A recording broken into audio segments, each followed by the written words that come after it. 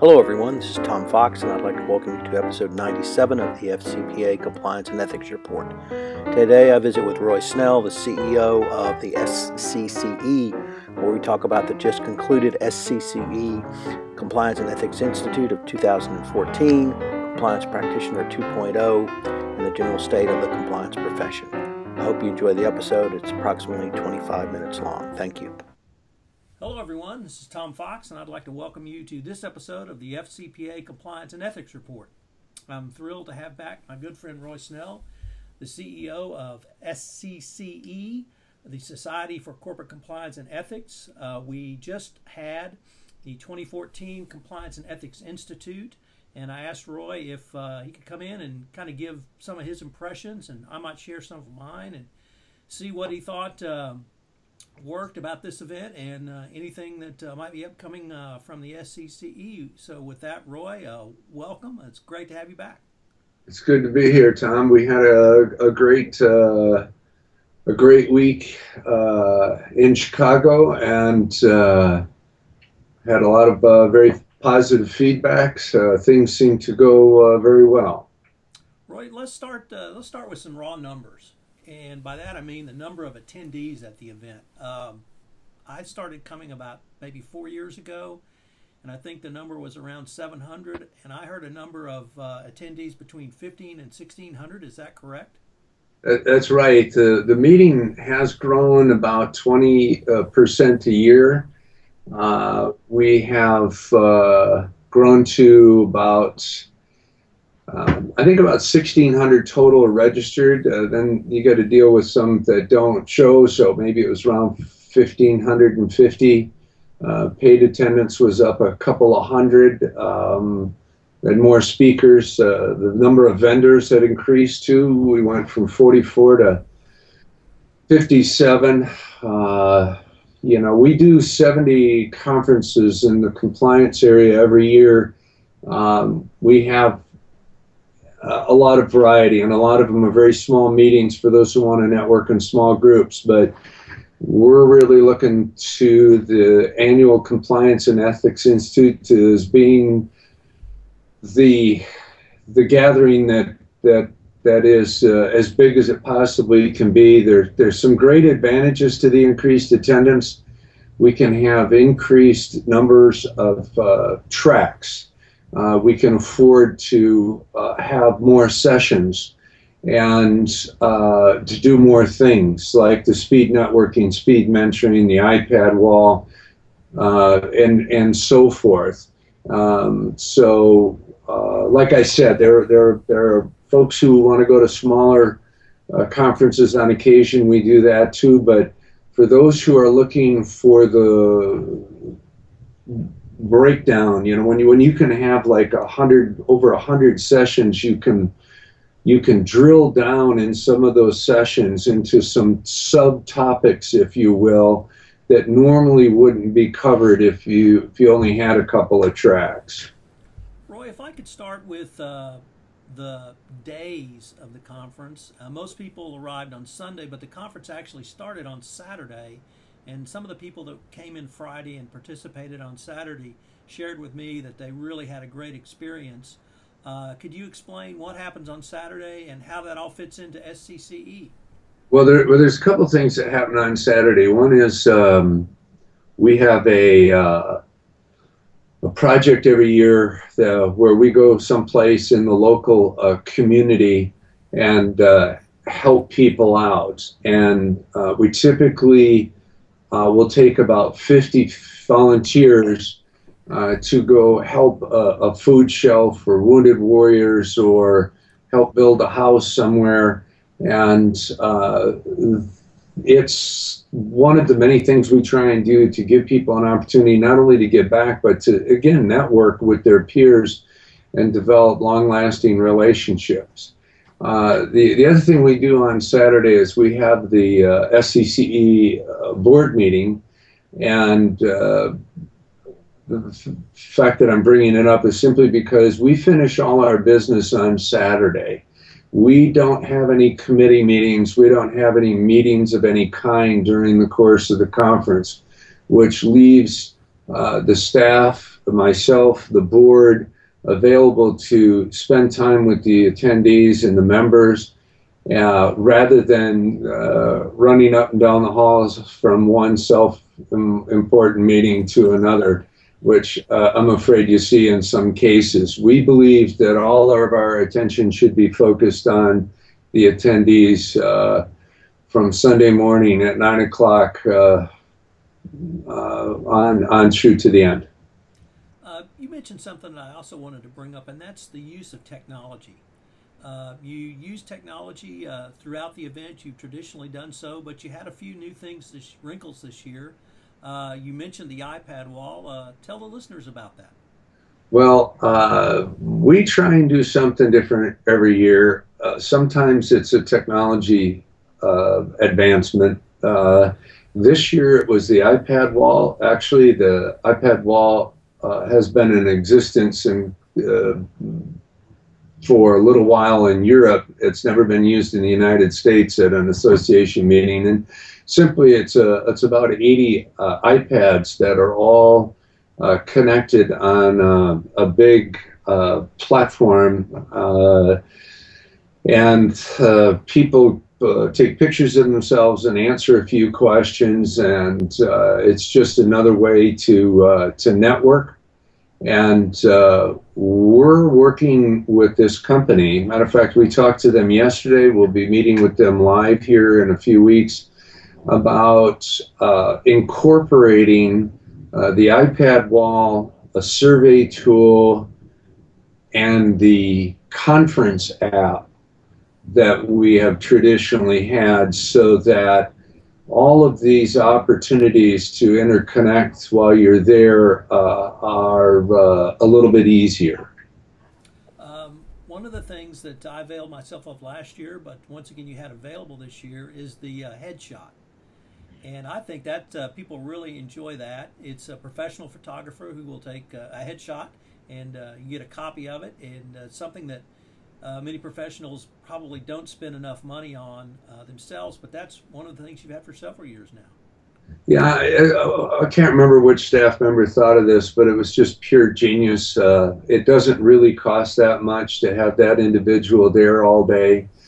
We set them up in the main thoroughfare so everybody sees that this opportunity exists, and we don't charge for it. They're emailed their photos right away, no restrictions.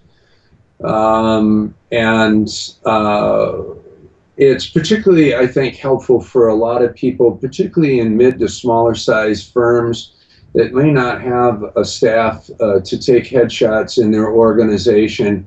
And given the number of profiles we're setting up on social media, on the internet, not the least of which is LinkedIn, these people are able to take those headshots and use them for whatever they want. And in particular, we've got SCCE Net, which has about 14,000 people who have set up profiles, and maybe really was the cause of the idea is that we wanted people to be able to do what they had done in the past. You know, we had listservs, and we were able to share information and talk in the past, but there was no profile, there was no picture.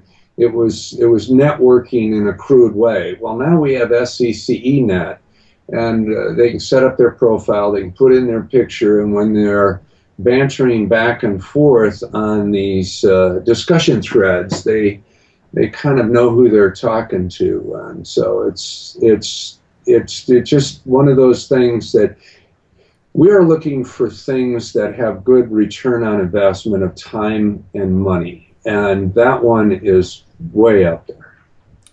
If I could turn now to the plenary sessions. We had the head of the FBI came and spoke. We had several FBI agents in attendance, some of whom were at the SCCE FBI Academy or conference that was held in August. We had the head of the compliance group from the FBI. Can you talk about that a little bit? Well, the general sessions, to begin with, are kind of fun to try and figure out. We try and do something compliance related, ethics related, enforcement related. We try and get something the fourth, generally about 4 of these sessions, we try and get one that is just a little bit out there. And typically that would be some sort of author. Marianne Jennings kind of filled that role this year a little bit, I think. She's always a big hit. We also try to put somebody up front that is a kind of a dyed-in-the-wool, experienced, practical compliance and ethics professional. Sometimes these general sessions can be one person after another who really hasn't spent a lot of time in our profession. We want to make sure there's a balance. Jenny O'Brien and I kind of filled that role this year, talking about the importance of influence. We're very pleased, by the way, to get the FBI. We do a little academy with them every year, and hopefully we'll be doing that for the next few years. We have a lot of people who want to go. So a day in their general offices and a day at Quantico. But the real reason I believe he was out there was because we gave him an opportunity to talk to some people who could influence organizations into doing more in the cybersecurity area, which is just a real big concern of the FBI right now. So yeah, it's a real challenge every year. Adam Turtletop, who you know real well, does a real good job of helping us try with the committee think of some really strong general sessions. That's interesting the way you phrase that he could talk to people who could influence corporations. I really wanted to tie that, I really wanted to ask you about your session as well, but it ties nicely into it, which was a session on influence. And one of the things that really I found interesting about this year's conference was not so much the use of soft power, but to really help the compliance practitioner. People don't know the technical requirements, but they may not understand the other skills that are necessary. So I thought that was a really great session. Well, thank you. Ironically, I've been with this organization for 18 years, and I've never done a general session. And frankly, to be honest with you, I can't remember the last time I did a breakout session. But I approached Jenny to ask her to do this, and she said she would do it if I did it with her. I may not be doing many more of these. My role here is to run operations, and we've got thousands of volunteers who can do great presentations. But I felt real strongly about this one. This is the holy grail of compliance. We've had all the tools: auditing, monitoring, investigations, education, policies, procedures, ethics for hundreds of years, in some cases thousands. The compliance officer has 2 real important roles. One is the orchestration of those tools in a way they haven't done before, coordination and orchestration. But also, if you look at Enron, WorldCom, Tyco, HealthSouth, Penn State University, we knew internally, 6 people knew about these problems for years, in some cases 10 years. And there wasn't anybody in the room who was able to influence the leadership to take action. And I think you used the right term. I've been looking for a term, and I think I'm going to use the term you use. Soft skills is the collaboration, negotiation, compromise, influence. These are skills that set the best apart from the good. And we're going to do, as an organization, we're going to try and do more. Jenny and I are working on a place on our website to have links to tools that exist on the internet to learn these skills. So we're going to keep working on that. Of course, the vendors were prominently featured. First of all, I would have to say I really liked the layout, physical layout of the hotel, and the way the conference laid out.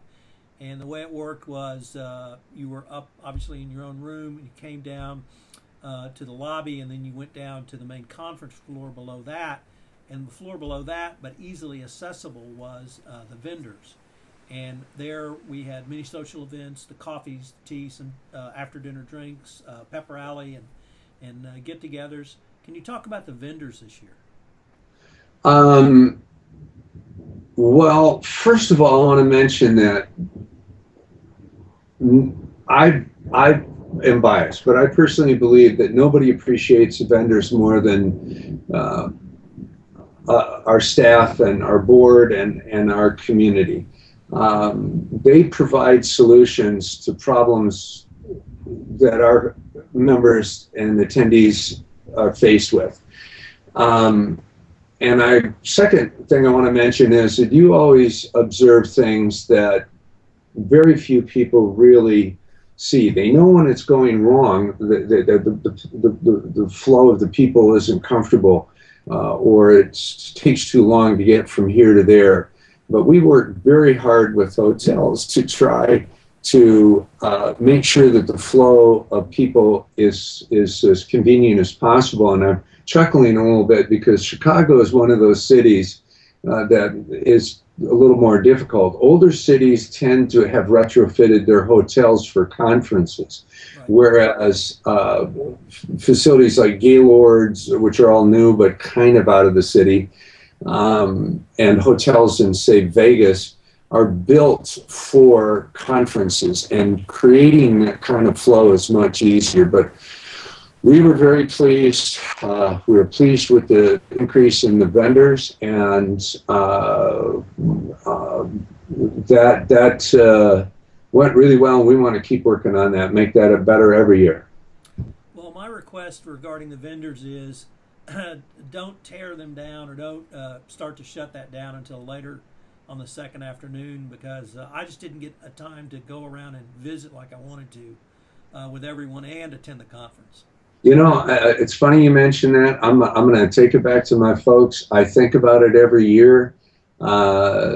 We just got to try and figure out a way to make sure that there's a lot of action and activity down there. But I too felt that way, is that there's just so much going on at our conferences now that we really need to extend the time of some things to make sure we get around to all of them. The one thing I wanted to share with you was the following. You know, I attend a lot of conferences to speak or just attend Compliance Week, Dow Jones, others throughout the year. And typically at those conferences, I get the following response when I meet someone. Oh, you're that blogger guy. Great stuff. Here's the response I got at SCCE. Oh, you're that blogger guy. Thank you. Yeah. And what that spoke to me was that this conference is for the compliance practitioner in every myriad way, shape, and form, from the plenary sessions to the breakout sessions to the vendors to the social interaction that's going on. It's for the person who's doing compliance inside of a corporation, and that really that one kind of phrase showed me the difference in the target market, or the target audience perhaps, of some of those other conferences. I'm glad to hear that these are the kind of little things that you look for, that you focus on, because the little things are important. You know, it comes from a mission that is really very simple. Our mission is to educate, certify, and network people who are involved in the implementation of compliance programs around this country, and frankly around the world, and the role of the people, the roles of the people, particularly the compliance officer, but the roles of the people that are involved in the compliance programs. So when these people, who all share that in common, are attracted to what we do and come, they see folks like you and say, hey, you've been helping me for the last couple of years. I'm glad I ran into you. Thank you very much. In some of the other conferences that focus maybe on, they have a little different mission, a little bit different focus, they're helping different people, that stuff may not happen as much. I will have to share with you personally, for me, the highlight of the conference was the awards dinner. Yeah. And the reason was to see Donna Bone there. Yeah. For those who may not know, she'd had a serious health issue earlier this year, and this was maybe her first sort of public event. And for the time she was in front of us, she was in great shape, and she accepted her award herself. and gave just some stirring words about her own physical recovery and the state of the industry. Yeah, that was a big deal. There was a time there this past summer where it didn't look like she was going to be attending, and when I heard she was going to make it, I can't tell you how big a deal that was to me personally. She is one of a handful of people that are doing things that simply no one else in our profession could do. And it was good to see her back. The other thing that was interesting is that we had picked all four of those people long before her illness hit. So she, like I said, it was questionable whether she was going to make it. She made it. She looked great. I just swapped some emails with her today, and our profession is very fortunate to have her, and more fortunate to have her back. And you're right, that's what the awards banquet has turned out to be, is not necessarily for the individual receiving awards, but for the feeling that the people in the room get when the people who receive the awards share their views about the profession and how important the profession is, which is what Donna did. So thanks for bringing that up. It was very important. Roy, we're nearly at the end of our time, but I wanted to share one other observation with you, and I really can't take credit for it because it comes from Michael Shear and his series of blog posts he did on the FCPA blog about his attendance. And it really seems like the compliance profession has moved to a sort of a compliance profession 2.0. We're not just lawyers like me who've moved over from the law department, instituting rules and regulations. There are people who are not only talking about but studying and using influence and marshaling the tools that we've always had, directing those tools, but moving more towards becoming a part of the business process. And if I could have identified one theme, that seemed to me to be the biggest theme I could understand coming out of the conference. Well, I just, Tom, all your observations are just fascinating to me. This one is particularly fascinating to me because I have been involved in this professional association and the one that came before it for 18 years.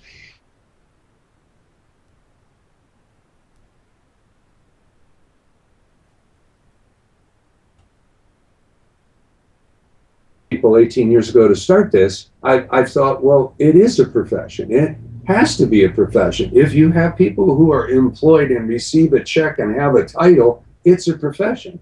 But I got to tell you that for the first 10 years, I had people in this profession telling me it wasn't a profession. And I understand where they were coming from. They didn't really look at it from the compliance side as much.